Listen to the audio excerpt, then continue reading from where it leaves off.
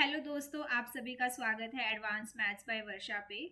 तो आज हम CSIR NET June 2025 ordinary differential equation के क्वेश्चन का सॉल्यूशन डिस्कस करेंगे। क्वेश्चन आईडी है 5629541666।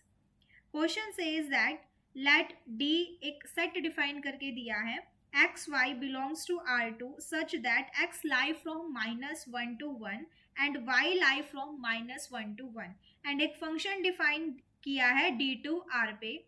B the function defined by, और ये आपके पास एक फंक्शन है f of x comma Y equal है 1 प्लस में square root of y plus, where y plus के बारे में बताया कि मैक्सिमम है y कोमा 0 के।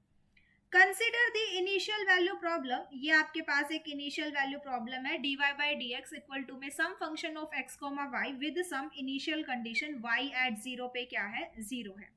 और फिर पूछा है कि इनमें से मेरी कौन सी स्टेटमेंट ट्रू है। चार ऑप्शन गिवन है। फर्स्ट के बारे में क्या बोला है कि फंक्शन आपका लिप्सिस कॉन्टिन्यूअस फंक्शन है on domain D. Function is not Lipschitz continuous function on domain D. Initial value problem के पास एट लीस्ट वन सॉल्यूशन होगा, इनिशियल वैल्यू प्रॉब्लम के पास कोई सॉल्यूशन नहीं होगा। लास्ट टू ऑप्शंस को देख के आपके माइंड में एक थ्योरम तो जरूर आई होगी, कौन सी? Local existence theorem. Local existence theorem क्या बोलती है कि फंक्शन मेरा कॉन्टिन्यूअस हो जाए तो इनिशियल वैल्यू प्रॉब्लम के पास एट लीस्ट वन सॉल्यूशन तो होगा, कम से कम एक सॉल्यूशन तो होगा। तो उस थ्योरम से हम थर्ड एंड फोर्थ ऑप्शन को चेक कर सकते हैं। अगर फंक्शन मेरा कॉन्टिन्यूअस हुआ तो पक्का एक सॉल्यूशन होगा, तो नो सॉल्यूशन वाला ऑप्शन मेरा वहां से डिस्कार्ड हो जाएगा। उससे पहले एक बार इसको देखिए कि ये जो फंक्शन हमें डिफाइन करके दिया है f of x comma Y equal to 1 plus में square root of y plus, और y प्लस के बारे में क्या बोला? Maximum value of y comma 0। ये इस टाइप से क्यों डिफाइन किया है, इसके पीछे रीजन है। y कहां से लाई करता है आपका? -1 to 1 के बीच में। y लाई फ्रॉम -1 to 1 के बीच में। और क्या बोला है? फंक्शन क्या है आपका? f of X Y. f of x comma Y function क्या है? 1 प्लस में square root of y plus है। और y प्लस क्या है? मैक्सिमम वैल्यू है y कॉमा 0 की। y लाई फ्रॉम -1 to 1 में और x लाई फ्रॉम -1 to 1 में। अब देखिए, -1 से greater than y less than equal to 0 में, इसमें अगर मैं y की मैक्सिमम वैल्यू देखूं तो वो क्या आएगी? Maximum value of y comma 0। तो यहां पे मैक्सिमम वैल्यू क्या है y की? 0।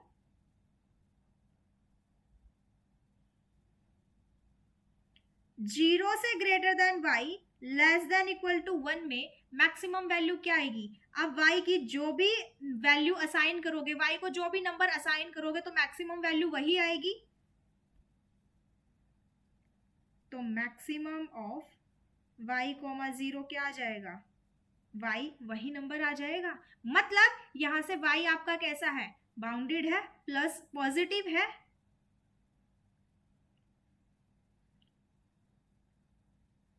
y प्लस आपका कैसा है?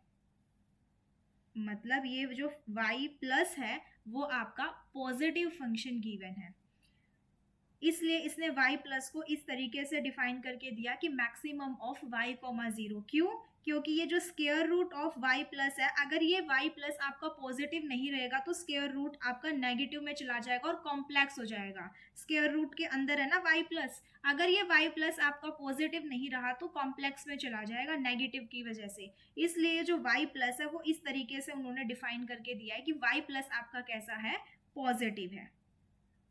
मतलब आपका जो फंक्शन है वो डिफाइन है डोमेन डी पे।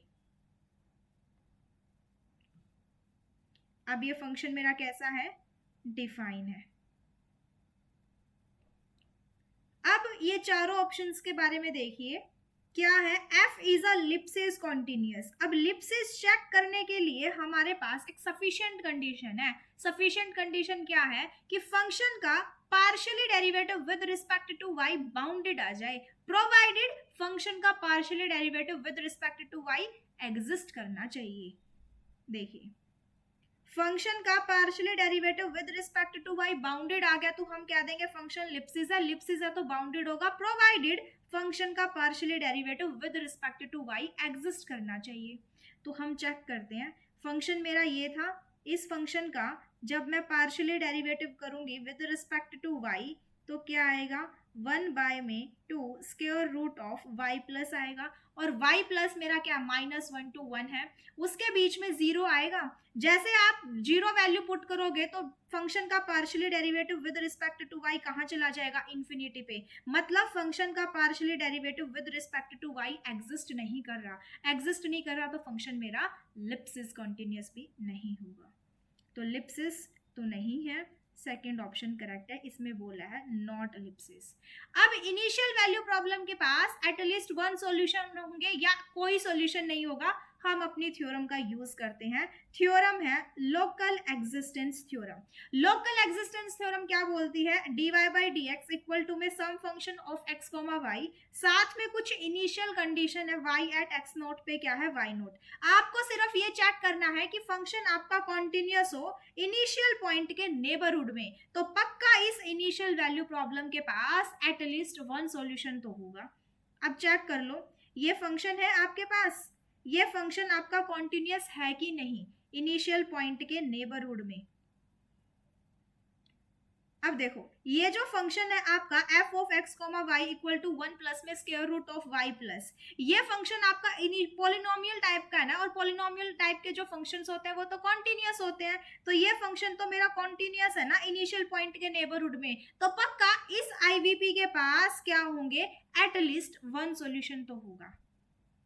तो ये ऑप्शन मेरा करेक्ट हुआ, और नो और सॉल्यूशन वाला ऑप्शन जो है वो मेरा डिस्कार्ड हुआ। तो लास्ट टू ऑप्शंस में तो हमने थ्योरम का यूज किया, लोकल एग्जिस्टेंस थ्योरम, कि फंक्शन कॉन्टिन्यूअस हो गया इनिशियल पॉइंट के नेबरहुड में तो पक्का इनिशियल वैल्यू प्रॉब्लम के पास एटलीस्ट वन सॉल्यूशन तो होगा।